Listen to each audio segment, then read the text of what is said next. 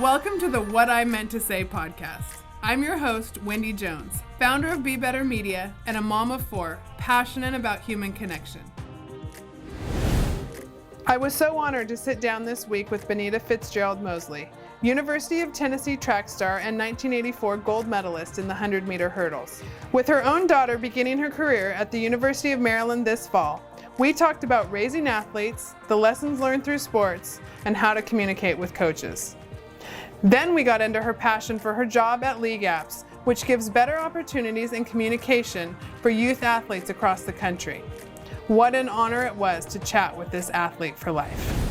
Well, I am so honored to be here today with you, Benita. I was a child of the 84 Olympics, and it was the first Olympics that I remember. My mom swears I was glued to the 76 games, but I don't remember that. So 84 was really the year that I became an absolute just fan of every Olympic story and the backstory behind all the athletes. And as that's much when as they first started doing the behind the scenes and all that with ABC. Up close and personal, I think they called it. Yes, and that, I mean, I remember watching that and just gravitating towards those stories. So I'm really, really honored that you are here today to share your story with What I Meant to Say. And I would love to just, dig in and find out like what led you in your early life to expose you to athletics and track and field. And let's just start there. I am the daughter of 2 educators, and they were really adamant that my younger sister and I try all different kinds of extracurricular activities, certainly focused on our schoolwork and getting good grades, but they knew and saw the value of being involved in sports and music and other types of activities. So I think between, first grade and maybe 6th or 7th grade, I tried several different instruments, piano and violin, and finally landed on flute. I tried majorettes and softball and a little bit of basketball and gymnastics, and finally ended up with track. And so by 7th grade, I was on the gymnastics team, tall, lanky kid, so never going to be a great gymnast. Scored really low on all my competitions, but it was, a middle school that really didn't cut people. So I was on the team and enjoyed it, took private lessons in the whole 9 yards. And our middle school teacher, Coach Gwen Washington, friend of the family, our mothers were friends and colleagues. And she said, Benita, I see that you beat all the boys in middle school. You're faster than all the boys. You should come out for the track team. Thank God she kind of did that nice little pivot for me. And I went out for track that fall of my 7th grade year. So at 12 years old. And, I never looked back. I mean, I won all my races the first year. I certainly fell a couple times in the hurdles, but that was my sport. I kept on doing gymnastics for another year until I finished middle school, but that she set me on my way. So that was really it. I'm just fortunate that my parents obliged me and all my different interests until I could find the thing or things that really resonated, or that I really had a talent for, in music and sports. And I'm just really, really fortunate. Yeah. And of course, that Coach Washington, put the puzzle pieces together for me. Absolutely. And that is one of my favorite things to watch. And I know you believe that too, but just the knowledge that comes from good coaches and how that they really can set athletes along the path that helps them. I had all female coaches. Really? With the exception of the sprint coaches in college and after, like, my actual hurdle coach. But the head coach in college, the head coach in 2 different head coaches in high school, my head coach in middle school, all females. That's fabulous. And great role models, wonderful women. I'm still friends with all of them today. I'm still friends with my high school volleyball coach. It's one of my favorite relationships. I love same here. Yeah, I look back on that and go, wow, she was 25. She was just Yeah, out of same, college, same, right? same. And Yes, now she's a contemporary almost. But in yeah, those days, I was looking back going, she was such a authority figure, and now we're all friends. So yeah. it's really great. We did a bunch of Zooms during COVID, and it's such an amazing thing because obviously you've been to the top of your sport, but the relationships that we build with the people along the way Doesn't are, matter. Yeah, I mean yeah, that's a integral part of who we are and how we develop. And I was just with my college coach last week in Eugene and hung out with her 3 different times. I was there wow, only there 5 days, but yeah, we went to lunch or breakfast, I guess it was, and we went. She was doing a coaching clinic, so I hung out at the clinic for a couple very afternoons. cool. And And I so had my daughter. you did your college athletic experience was at the University of Tennessee, Yes, it was. I'm right? a Lady And Vol. what Mhm. was what was your coach's name? Terry Crawford. Terry Crawford. Yeah, I know that Yeah, name. yeah. Legendary. So what were some of the what were some of your favorite qualities in her? Well, when we first got on, well, I met her as a high schooler, Mhm. obviously, but early high school because we would go from Virginia to Tennessee for their Tom Black Track Classic every year. It was a high school meet, brought kids from all over the Southeast and the East Coast. And so we went every year. We took the long van trip, from Virginia, a select number of our high school team. And so Terry took notice of me right away. And I'm sure that was a major reason why they hosted the meet. It was a great recruiting opportunity for them. Sure. And I got to know her a little bit then. But I remember getting on campus first, week or so of school. And, it's the first adult I ever called by their first name. She's like, "Oh, I'm Terry, not Coach Crawford, not Coach Terry, Terry." And so at 18 years old, to be able to call this, she's probably late 20s, early 30s, uh, by their first name, I just thought it made me feel grown, and it put us on more of a level playing field. Not that she wasn't the authority because she was very much in command of that team and Mhm. the culture of the team and decision making and all that. But she made it so that we looked upon her more as a friend, as a mother figure, sister figure. You know what I mean? Somebody who was there for us Yeah. and more of a peer like relationship. And so that I think set the culture for the team in a really positive way. Yeah, that feels like there's a real female energy to that coaching spirit. And Yeah. how do you think she was able to maintain that line between that authority figure and really Oh, being, you never questioned. Yeah, yeah, she didn't. She was friendly, and we were just talking about whenever we'd go to the Milrose games in the winter or other meets. So she would pluck the 2 or 3 of us that were national level, world class athletes, and she would make sure we got to the best competition that she could get us to, in addition to the collegiate stuff that we were doing. And sometimes in lieu of a dual meet or something, we would wow. go to another competition, and she would go with us. And she said, I remember every year we'd go to New York, we'd run in the garden once, twice a year. And we'd end up every time, taking our little per diem money. We might go get some McDonald's, but we take our little per diem money and go down the street to Macy's and do a little shopping. And she and I were just reminiscing of how much fun that was. So she made great decisions. We won the national championship when I was a sophomore. We were ranked top 2 or 3 in the nation every year. We had an amazing group of young women. We're all still connected. And Joetta Clark was on my team, and Talitha Diggs is her daughter. And my Wow. daughter's going to Maryland next in the fall, and her daughter's at Florida, made the world championship team, got a gold medal in the 4x4. And so the 4 of us and Terry were all together, and Oh it was just, gosh. That's the amazing. legacy continues. I Yeah, love watching this generations and I love watching athletic genes because yeah.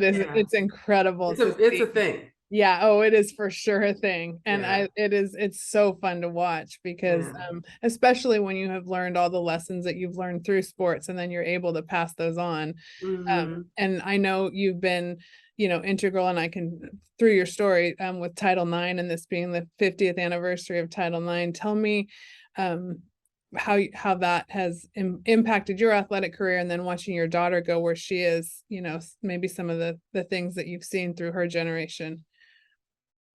Well, Title IX passed as I entered middle school. So those middle school sports experiences that I had as a gymnast, as a track and field athlete, having a coach like Coach Washington, all made possible because of Title IX. And not only the law itself, but the school district that I was in that fully embraced equal opportunities for girls in sport. I never felt growing up that I had any fewer opportunities. I just took advantage of everything that was made available. And my parents certainly made themselves aware of those opportunities and unveiled them to us. And we were just very fortunate. And get to high school. Gosh, the high school head coach Ann Lockett, my freshman year, we won our 4th straight state championship in track and Wow. field. So she'd already coached 3 by the time I got there. We got our 4th straight. And then she coached a gymnastics team and the basketball team to state championships. Oh my So goodness. we had a softball team. We had all kinds of different sports at high school. Again, the high school girls were equal to the boys. And never felt like on the track team in particular, since it's co-ed, that Yeah. the boys had any advantage over us. And I don't know. It was a great sports environment. Our school had a bunch of great athletes come out. In fact, we've had 3 track and field Olympians from my high school. What's the name of your high school? Garfield Senior High School in Okay. Woodbridge, Virginia. Yeah. Pretty So legendary. yeah. So it's, it was just a law that transformed girls' sports. And if it weren't for sport, most of the benefits, most of the things that have happened in my life would have happened. And so I call my gold medal and my sports participation the gift that keeps on giving. Yeah, absolutely. I always say, I have 4 kids, and I always say, like, my athletic journey even really has been a heavy influence in the way I parent, because Mhm. you learn so many things coming through difficult times. You're when your body's stressed, your mind, how to calm your mind, Oh all of yeah. the things that you learn in sports that you really are able to translate to so many different areas of your life. Yeah. Keeping your cool through ups and downs, um, and just, I think too, appreciating the good times when you have them, because sometimes people might take those highs for granted. And as an athlete, you're only as good as your last race in many cases, or game or match or whatever. And yeah, I scored however many kills in that match, or I ran a school record, and guess what, next week somebody broke your school record. Somebody, you didn't qualify for the final, or you know what I mean, you Yeah, got oh, injured. absolutely. So it's all kinds of things that can happen in any given, and you can't be on the roller coaster ride. You have to somehow maintain an even keel. Certainly embrace and appreciate the good times, but you can't get too super low during the bad Yeah. times. Yeah. I'm wondering, one of my things that I really like to focus on is this intersection between parents, coaches, and athletes. And being that you've been all 3 at some point, Mhm. do you have any advice for parents out there, as to, like, how you raised your daughter, or how we can improve the communication in that sector? Mhm. It's nice when you have 2 parents, I have to say. My husband and I have, both for our older son and our daughter, have played a bit of good cop, bad cop sometimes with the coaches. I Okay. maintain usually the strong relationship with the coach, texting them and, nice and everything else. And my husband is the one that comes in and says, blah, blah, blah, blah, blah, blah, blah, or has that sidebar conversation with the coach when something's going awry. And it has kept a nice balance in our family. My daughter can always depend on me to kind of be there by her side, be her advocate. My husband is too, don't get me wrong. But in those cases, particularly, she's had all male coaches except for one. So many times it's mano a mano, better for my husband to have those conversations. And so, with her high school track coach in particular, a couple times that was just necessary, just to ensure that she got what she needed, and we were able to keep things going for her. This COVID situation was so tough. Oh, Talk about communication, that you had to take advantage of every opportunity because there were so few opportunities for those kids, particularly in 2020 and 2021. yeah. I was having a conversation with another athlete and a coach, mom yesterday that, and we were talking about that very thing. My son was in the class of 2020, so his freshman year was going into being an athlete at Stanford, and, not being able to go on campus, not that just really not knowing, where things were I going. can't even, I It's can't even it, imagine. it was a real challenge, and we were talking about how to use, talk about a resilient story that that generation's going to have. Oh, I But know. it Having was gone through really all that. Yeah, my son, for the most part, is just since 2020, just been going to school virtually. It's just he's had some other kind of health challenges, and so it made it easier. So sometimes there's a silver lining. He's a absolutely. senior, and he'll graduate in the spring, and it's mainly because he's able to have this backup plan to Yeah. continue at Morehouse College, where he's going to school. So, yeah, I think my parenting for her in particular, my husband took more of the lead with my son playing basketball, but he ran track as well. But I think for my daughter, I stepped in as her kind of doing all the recruiting Uh-huh. facilitation, and so that's a different kind of coach parent athlete relationship when you're trying to find that magic fit, for your child. And my advice really for parents as your kids are entering their junior year, and certainly before November 1st when they're applying to all these schools, is to be very involved. I know we often like to just say, oh, we need to teach them some responsibility and the follow-up and the emails out and the this and the that. But I found that I still have the login to her email, and sometimes she's practicing. She's, got AP classes. She's got competitions. She's trying to have some semblance of a, itty bitty social life. And so there needs to be a partnership from what do the kids want? Where are they trying to go? What schools are they interested in? For me, my coach, Terri, told me, don't tender any school where you don't know the coach. And so a lot of that onus was on me after she identified the types of schools, the school level of school and all that. Then it's on me. Do I know the coach? Do I not know the coach? Do I want to outreach? Who do you outreach to first? All of that. And ends up, a former teammate's going to be your coach, Andrew Valman. That's Yeah. fantastic. Yeah. And University. obviously you have that knowledge having gone through Right. So that. I certainly have an advantage that the vast majority of parents don't have. But my point, though, is that there's so many scholarships and opportunities for these kids, both academic and athletic. And most coaches like to make some combination of financial aid, scholarship, academic scholarship, and athletic scholarship because they can make their athletic money go that much further. And so the onus then is on the parent and the child to ensure that they're applying for all the ways that they might be able to help get their school, paid for and Yes. covered. Yeah. Yeah, that is a really good point, and I don't think it's not easy to get that information if you don't dig. If you don't Yeah, dig. And the parents also tend to think, well, if my kid's good enough, the coaches will come to my child.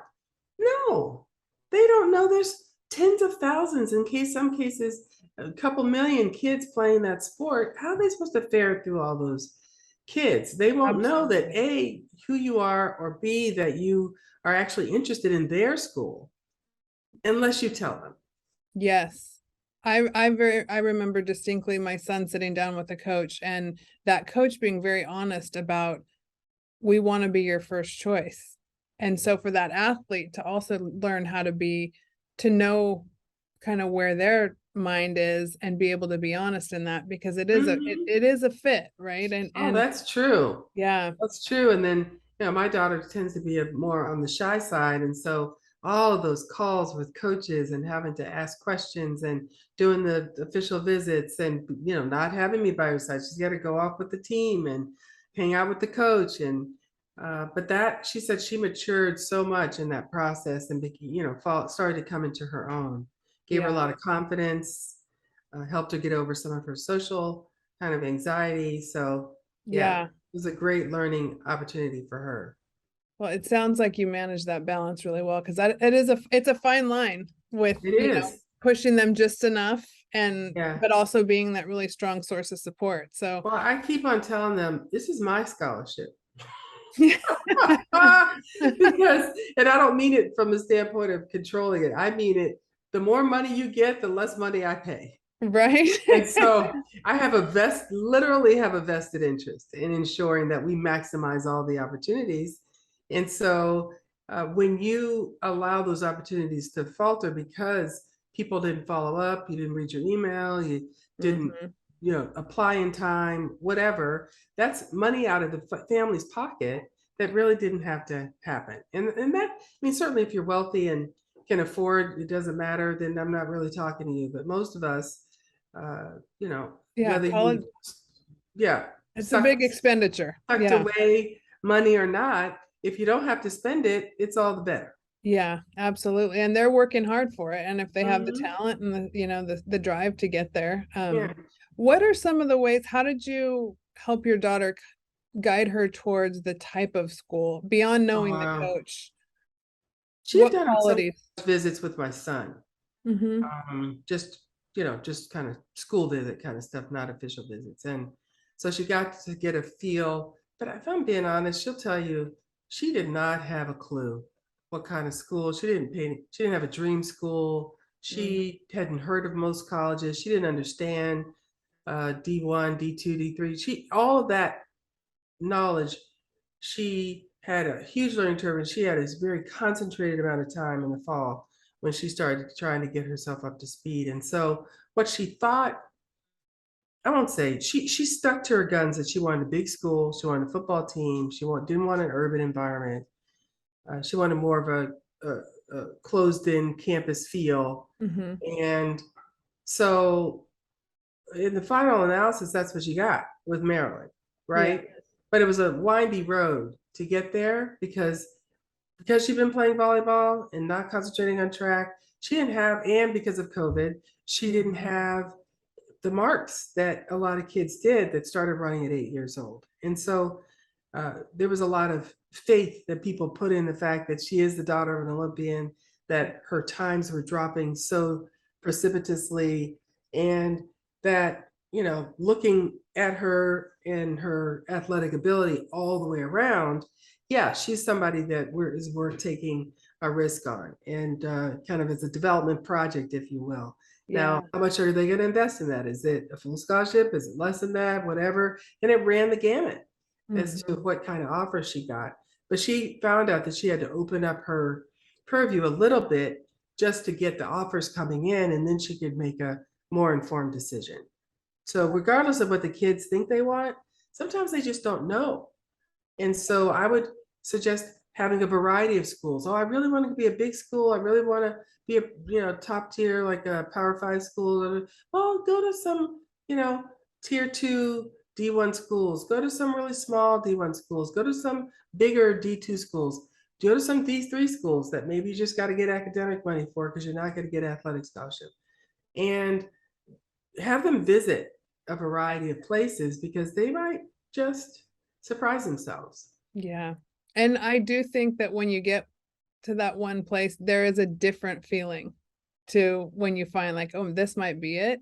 Yeah. Did you feel that type of feeling when you found Tennessee? Oh, yeah. Yeah. But it was a different era. You couldn't do 5 or 6 visits. You had to do 3 Yeah. that they could pay for. Or maybe actually back then it was AIAW. It wasn't even NCAA when I first got to college. It happened while I was in college. They wouldn't pay for your travel. You paid for your own travel. So whereas I had 60 or 70 at full scholarship offers, I went to Tennessee, UVA, and Penn State because they were driving distance. And Uh-huh. So those are my 3 official visits that, Okay. I maxed it out. And because I had been going to the school every year for this track meet, I felt very comfortable. I'd go to UVA 2 or 3 times a year too for meets, but I think I loved Coach Craddock. He, God rest his soul, but I really felt like Tennessee was the place for me. Hey, I hope you're enjoying this chat as much as I am. For more great content, courses, and lifestyle, go to bebettermedia.tv.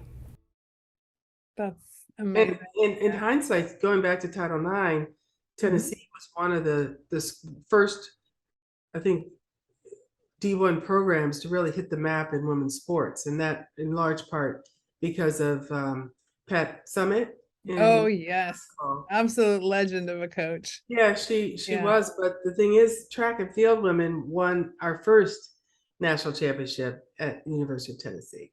Okay. And we did it before Pat. Wow. And so, we had a legacy of amazing women's sports at Tennessee across the board, not just basketball. Yeah. Did you have much contact, or did you know Pat Summit? Yeah, absolutely. Yeah. The last time I saw her, I was the keynote commencement speaker in 2011 or 2012, and it was the winter. They have such a big school that in the spring they have graduations per school. Yes. And in the winter, they have the all-in-one graduation for kind of midway through the year. So, it's thousands of kids graduating. It was fun. It was in the Thomas Bowling Arena. And it was the middle of basketball season, or beginning of basketball season. And they were preparing for a preseason tournament. And Pat had several girls graduating. And so she went to the graduation and heard me speak. And so afterwards, they had done a reception at the basketball training venue. And I looked down and she waved at me and waved me down. So I went down on the court. And this is right as they had announced that she was, she had been diagnosed with Alzheimer's. And I was worried that she wasn't going to remember me. When she smiled and waved, I was like, oh, God, get down there, get my hug, Yeah. And so, she passed just a few short years later. I mean, it took her really fast. Yeah. So that was one of my fondest memories of Pat Summit. That's amazing. Yeah, she's an absolute legend of a coach. I mean, there's Absolutely. so many speeches and things you can look back on that she said that have influenced so many people. And so tell me a little bit about how your transition from Tennessee to the Olympic Games went. Yeah, so I was on my first Olympic team as a freshman at Tennessee. Wow. In 1980. It was a Moscow Olympics, and Russia had invaded Afghanistan, and so President Carter boycotted those games, and our team was unable to compete. So as an 18-year-old, newbie in the sport, it was so unfortunate not to get my first Olympic experience at that time. I was one of the three hurdlers that made the team that year. I was the only one to make the Olympic team 4 years later. It's none of that's guaranteed. You don't get grandfathered in. Yeah. And we, had to do Olympic trials and made the Olympic team and won the gold medal. But it was a few weeks before, when I was training at Tennessee, that I just had this epiphany that I had in the past. We'd only had one ever world championships in track and field the year before, and I had gotten 8th place, made the final, but I got an 8th. Long story short, I had always been thinking when I was in these competitions, because if you might recall, I was in the era of the East German, Russian, Eastern Bloc countries doping, and those women were kind of a force to be reckoned with. And so you didn't have this confidence going into a meet that you would be able to compete at that same level necessarily. Certainly make the final, certainly run fast, but not necessarily win. And so I've been thinking about that, and finally realized, gosh, if a handful of those countries, which they did, boycotted, then that opened the playing field up for those of us who were not doping. And so it was an amazing opportunity for me to envision myself on the victory stand. Why not me? I asked myself. Why not me with the gold medal? Why not me with the victory stand? Why not me take the victory lap, cross the finish line first? And so I was able to win the gold medal. It was felt like a self-fulfilling prophecy because I had envisioned that and kind of claimed that medal several weeks before. And it was while I was on the track at practice at Tenneesee that kind of change occurred for me. Is that the first time you had practiced that like type of visualization? No, I had done visualization a lot. Okay, yeah. Because my dad was my guidance counselor in high school. He studied a lot of those Yeah. techniques back in the 70s and early 80s, and he passed that all along to me, power positive thinking and visualization and all those things. So I use those techniques a lot. Yeah. But in that particular case, certainly at the state meet or at the NCAA championships or the US championships, I felt like I was on a level playing field. But many times these other international competitions, it wasn't there. And they weren't doing the anti-doping testing and things at the same level they are today. Yeah. They started that in the latter part of my career. Okay. Okay. Yeah. That does, I mean, it makes a huge difference because now we look back. Well, they actually started at the 84 games. They did. Okay. Yeah. Yeah. So all of us were drug tested at those games, and they had done some non-punitive drug testing right before. So for some people that tested positive, they just didn't compete. Gotcha. Yeah. Okay. So it was kind of like they were kind of phasing it in because I never knew I've never heard that term non-punitive. So that was a whole different level. So it didn't last long. Okay. Yeah. Mm-hmm. So from the 84 games, how have you stayed involved with the Olympic movement over the years? In every way possible. I can't imagine. It's just such an incredible force in this world. Volunteer as advocating for Title IX with the Women's Sports Foundation as their board chair, working twice for the U.S. Olympic and Paralympic Committee, chief of sport for USA Track and Field, chief operating officer at U.S. Olympic and Paralympic Committee. I was director of Olympic training centers for them earlier on in my career, and lots of boards. I will soon be sworn in, which I've never had to do before, for the U.S. Senate Commission on the state of the Olympics and Paralympics. I was appointed a year and a half ago, and because government moves at government's pace, I'm just being sworn in this month. Wow. Well, congratulations. That just gave me the chills. Our charge is just 16 of us, okay. And half of us are athletes. And my teammate Evan Moses is on there with me. Another teammate, Nancy Hogshead Makar. I'm such a fan. Yeah, she's on the. She is legendary. There's a couple Paralympic athletes. And then some policymakers, former senators and congresspeople and business people. So there are 16 of us. We'll all be sworn in this month and then start our work, I think, soon thereafter.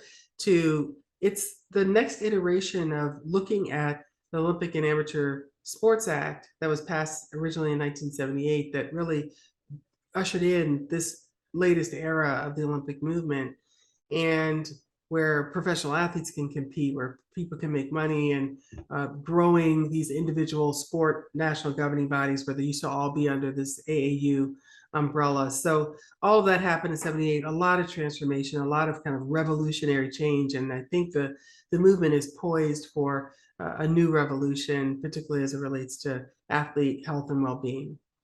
That's amazing to hear that that's underfoot, and obviously such an important that story is coming through so important from the professional levels to the Olympic down to our college athletes and even high school kids, and learning how to take care of ourselves, mind, body, and spirit, and how that actually makes you a better athlete. Yes. And then also beyond that, the identity that we have beyond being an athlete, and how to be a better human and a healthier human, so that we can all connect together in whatever we're good at. Absolutely. Yeah. So that's inspiring. And those are some really great minds to hear that are behind that. So that makes me really excited. Of course, now at League Apps, I'm the vice president of community and impact and Yeah, president of let's get into that. Tell people what League Apps is yeah, about. League Apps is a youth sports management technology platform. So for organizers of clubs and teams and leagues and tournaments, they're able to do registration, all the back end organization. So registration and scheduling and payments. You can even, purchase uniforms and all that kind of stuff. Websites. It's the app for your phone where you communicate with coaches and players and parents. And so all of those communication tools, all of those organization tools, it connects with Salesforce, so your database is integrated. It connects with background check companies, it connects with insurance companies, travel companies. So all of that's integrated into one platform. So what we do through Fun Play, and I'm the president of our philanthropic arm of the organization, is provide that software platform for free to organizations supporting kids in underserved communities with free or reduced programming. So everybody has access to youth sports. And so there are hundreds of these organizations across the country, some serving 50, 60, 100 kids, and some serving thousands of kids. And so we have 150 organizations on our platform now that we are giving a free perpetual license to our software. And they're serving now a total of almost 400,000 kids. Wow. Well, and when you talk about the growth in youth sports and that ability for parents, coaches, and athletes to communicate and make that interface easier, I mean, that's fundamental. And as crazy as our lives are these days, and a lot of people have multiple kids and they're all playing different sports, it's like that is as a mom of four, that sounds very foundational to making sports more just easier to integrate into our lives. Yeah. And then the other thing you said that grabbed my attention there is I've often thought about this intersection of, as club sports have become more of a like a landing place for kids at younger and younger ages. I didn't play a club sport till I was a senior in high school. Yeah. And now, you got kids 10 years old that are. I was a junior. Okay. Yeah. And that there's the financial outlay from a young age is so big. Big. It's huge. And the travel, I was advocating for a new indoor athletic facility in our county here. And I was talking about equity and access being an issue related to the travel that's required for kids to get to competitions. And I said, there's a whole lot of kids who can't afford, to go every weekend to a different tournament or track meet. And by having a facility close by, they can bring in that top talent close by and in our backyards. Those kids then have the opportunity to compete against the best, be showcased in front of college coaches, and have more opportunities to continue past high school. And I said, between January and March, this was early April, just during the indoor track season, we paid about $10,000 for travel, hotels, fees, food, etc. Yeah. And I said, what families? There aren't a lot of families who could outlay that kind of cash for their kids. But we were focused on helping her get to the best competition.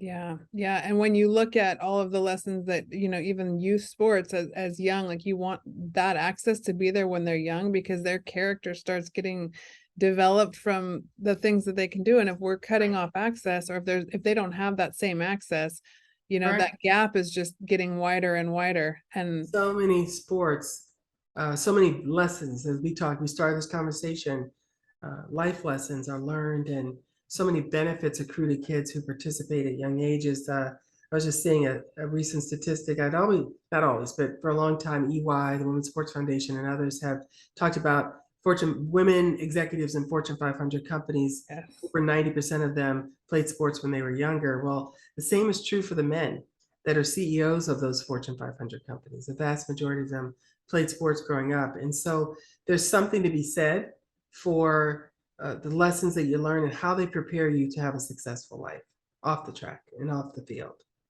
Yeah, absolutely. So with League Apps, what are you seeing a growth in all sports across the board? Are you seeing certain sports that kind of are highlighted? or just all. all of them? Everything is just back with a vengeance, with the exception, of course, of the smallest organizations and those operating in underserved communities. Those were the slowest to come back. More of them, were shut down during COVID and since were gone out of business. And so what we saw was this huge widening of the discrepancy between the haves and the have-nots. And so this Fund Play program is certainly geared towards those smaller organizations, but again, those that are providing this free or reduced cost programming, and they're sports-based youth development programs. So they're using sport as a tool for youth development and community development. And so they're not only teaching the X's and O's of the sport, but they're also providing education support, immigration support, employment opportunities, tutoring, etc. Wow. So that those kids, very deliberately are taught the life lessons that you can gain through sport. It's not an accident. Wow. Wow. How long have you guys been around? I mean, when did League League Apps is a mid-stage growth stage startup. We've Okay. actually doubled in size in the less than 2 years that I've been here. And so it's great to see the technology being adopted and the organization growing. That's amazing. So as far as sounds like you have a very full schedule, but are there places where are you out speaking these days or Yeah, I am, but I don't think most of it's like live streamed or anything like yeah. that. Okay. Yeah, I very soon will be doing the all the this is one exception in a couple weeks doing the Warrior Games uh, Oh, oh, broadcast for ESPN for the track and field competition. That'll be on August 25th okay. Where are those taking place? in Orlando. Wild Okay. Women Sports, yeah. Fantastic. I love it. Are you and then what are one of your hopes, your daughter heading into that same area? What are some of Yeah, your hopes my for her hope college is, career? she ran in her indoor and outdoor season in 2022, ran 16 personal best times. So that's where she's at in her development, where there's just so much upside for her. And I just want to see her get into a program that nurtures her natural ability, that keeps her inspired and, ignites her passion for the sport and continues to, allow her to do right now what's just going to naturally happen. The more better, instruction she gets, the better she's enjoying it, the more she'll apply herself, and those times and performances will certainly follow. That's fantastic. That's going to be a fun 4 years to watch. I can Yes, imagine. indeed. Yeah. So one of the questions I love to ask anybody that comes on my podcast, and especially our generation that's in that place of being able to give back from the lessons that we've learned is, what's a piece of advice that you would give to your younger self that maybe the next generation could learn from? Yeah, I'd go back to why not me? I would encourage people to ask themselves that question when they're faced with an opportunity or a daunting kind of task, or maybe a situation where they normally would think to themselves, oh, I'm not worthy, I'm not ready, I'm not good enough, I'm not that, yeah, you are. And if you aren't today, what are you doing about it so that you will be as those opportunities arise in the future? And so, just asking yourself, why not me? So encouraging yourself to take those risks and take advantage of those amazing opportunities that I know will come your way. Yeah, that's great advice. And I always love anything that we do that we're a little bit scared of and push past it, we always get better. So Yeah. yeah, absolutely. I agree with you on that. So where can people find you to connect with you with League Apps and My main source of social is on LinkedIn, so that's a great way. Going to leagueapps.com and you can look up our Fund Play program under our kind of think it's under community or impact section. And when you go there, you'll see a list of all of our grantees. And what I would encourage listeners to do is go there, donate, get involved, find the ones that are in your community, support them, because we want all kids to have access to the benefits of play. I love it. I love it. We'll make sure all of that gets into the show notes. And I'm just so honored to have had this conversation with you today. Thank you so much for joining us. And we'll keep you posted and hopefully you'll help us share this conversation and just keep doing more for youth sports because I love everything that you're involved with. So thank you. Appreciate it. Yeah. Thank you so much for listening to What I Meant to Say. If you enjoyed this conversation, you know what to do. Subscribe, rate, review. And for more great content, courses, and lifestyle, go to BeBetterMedia.tv.